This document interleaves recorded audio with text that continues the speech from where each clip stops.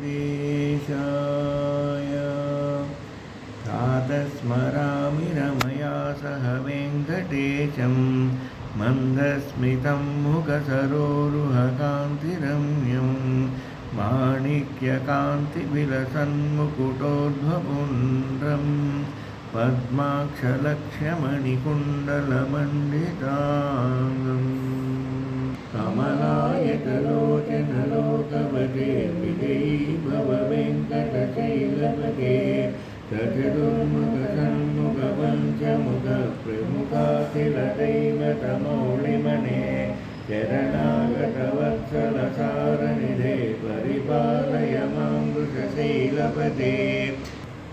अज्ञानिनामया दोषान् शेषान् विहितान् हरे क्षमस्तस्त्वं शेषशैलशिखामणि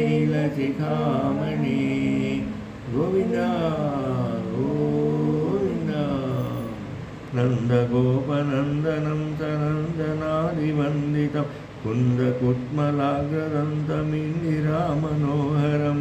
नन्दकारविन्दशङ्खचक्रसाङ्गसाधनं नागराजगिरीश्वरं नमामि वेङ्कटेश्वरम् श्रीशेषशैलसुनिकेतनदिव्यमूर्ते नारायणाच्युतहरिनलिनायताक्ष लीलाकटाक्षपरिरक्षितसर्वलोक श्रीवेङ्कटेश मम देहि करावलम्बम् ब्रह्मादिवन्दितपदाम्बुजशङ्खपाणे श्रीमत्सुदर्शनसुशोभितदिव्यहस्ता कारुण्यसागरशरण्यसुपुण्यमूर्ते श्रीवेङ्कटेश मम देहि करावलम्बम् गोविन्द हरिगोविन्द गोकुलनन्दन गोविन्द विराजतीर्थ गोविन्द विरोधिमर्दन गोविन्द सालग्रामधर गोविन्द सहस्रनाम गोविन्द लक्ष्मीवल्लभ गोविन्द लक्ष्मणाग्रज गोविन्द